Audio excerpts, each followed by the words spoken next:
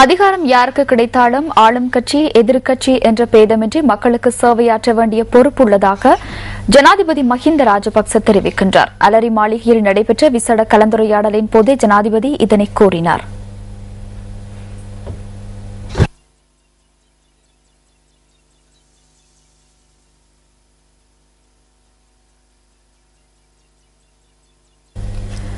கொழும்பு மாநகரில் முன்னெடுக்கப்படும் அபிவிருத்தி பணிகள் தொடர்பாக கொழும்பு மாநகர சபையின் எதிர்க்கட்சி உறுப்பினர்களுடன் நேற்று மாலை ஜனாதிபதி கலந்துரையாடினார். கொழும்பு மாநகர சபையின் அதிகாரம் எந்த பிரிவுக்கு கிடைத்தாலும் அது நகரத்தை அபிவிருத்தி செய்யும் நடவடிக்கைகளுக்கு தடையாக அமையாது என ஜனாதிபதி கூறினார். பார்லிமெண்ட் விசேட தெரிவுக்குழு மேற்கொண்ட விசாரணைகள் மற்றும் அதன் தீர்மானங்களை ஆட்சேபித்து மேன்முறையீட்டு நீதிமன்றத்தில் இன்று மனு ஒன்று தாக்கல் செய்யப்பட்டுள்ளது. பிரதமர் நிதியரசர் கலாநிதி ஷிராணி பண்டாரநாயக்க சார்பில் நீலகண்டன் மற்றும் நீலகண்டன் சட்டத்தரணிகள் நிறுவனம் இந்த மனுவை தாக்கல் செய்துள்ளது.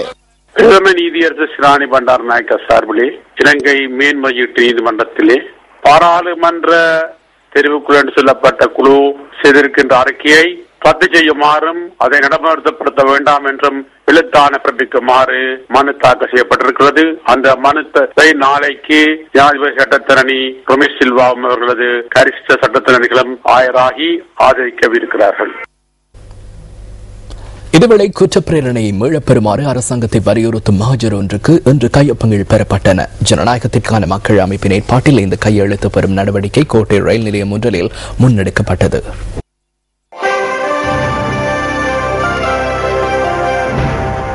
மட்டக்களப்பு மாவட்டத்தின் தேத்தாதீவு கிராமத்தில் உள்ள மக்கள் உலோகங்களை பயன்படுத்தி பொருட்களை உற்பத்தி செய்வதில் மிகவும் ஆர்வம் காட்டி வருகின்றனர். இந்த குடிசை கைத்தொழில் மூலம் தமது அன்றாட தேவைகளை பூர்த்தி செய்யக்கூடியதாக உள்ளதாக இத்தொழிலில் ஈடுபடுபவர்கள் தெரிவிக்கின்றனர்.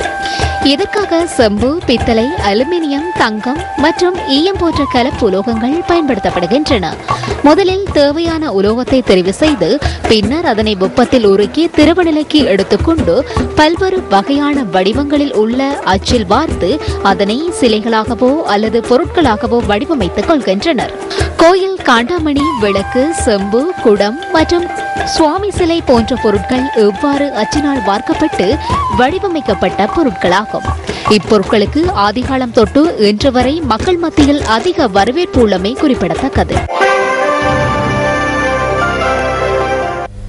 இத்துடன் நியூஸ் ஃபர்ஸ்டின் 8 மணி பிரதான செய்திகள் நிறைவு பெறுகின்றன.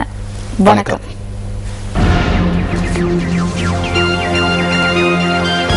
Hotline 0114-896-896 www.newsfirst.lk.